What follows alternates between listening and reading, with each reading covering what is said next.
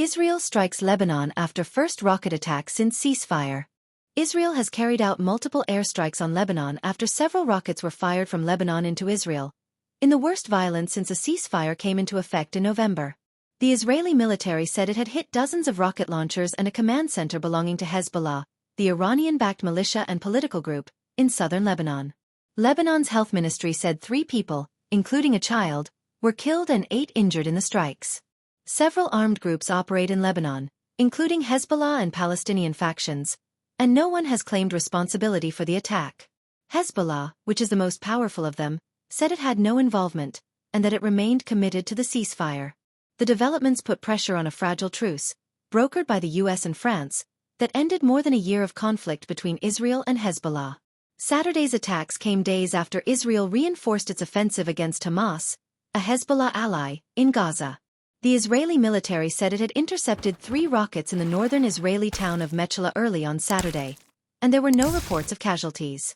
Israel conducted a first wave of strikes in response on Saturday morning, and a second wave hours later in the evening.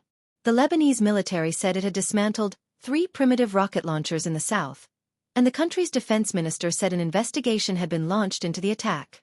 Hezbollah, the main armed group active in Lebanon, said it had not carried out the attack, and that it remained committed to the ceasefire that ended 14 months of conflict in Lebanon.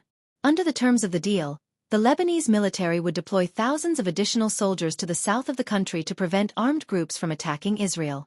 Hezbollah was required to remove its fighters and weapons, while the Israeli military would withdraw from positions occupied in the war.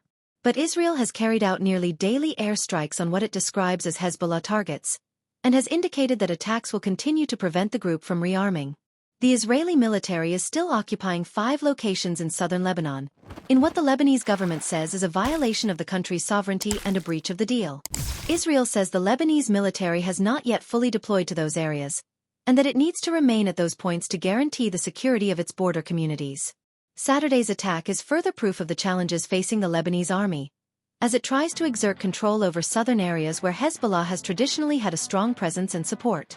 Lebanon's President Joseph Aoun, who came to power in January, has said only the state should have arms in the country, in what is seen as a reference to Hezbollah's arsenal.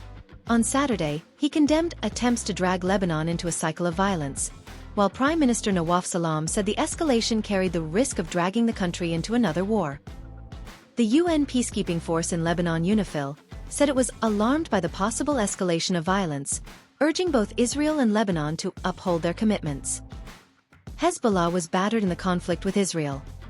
Many of its leaders were assassinated, hundreds of fighters killed and much of its arsenal destroyed. The group faces the huge challenge of providing financial help to its communities affected by the war, and pressure from its opponents to disarm.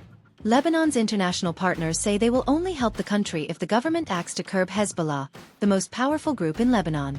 Hezbollah launched its campaign the day after the Hamas attacks on southern Israel on October 7, 2023, saying it was acting in solidarity with Palestinians in the Gaza Strip. The long-standing conflict escalated and led to an intense Israeli air campaign across Lebanon, and a ground invasion of southern Lebanon. The offensive killed about 4,000 people in Lebanon, including many civilians, and led to the displacement of more than 1.2 million residents. Israel's stated goal in its war against Hezbollah was to allow the return of about 60,000 residents who had been displaced from communities in the country's north because of the group's attacks, and to remove it from areas along the border. In the attack, but what is interesting here is that this happens just days after Israel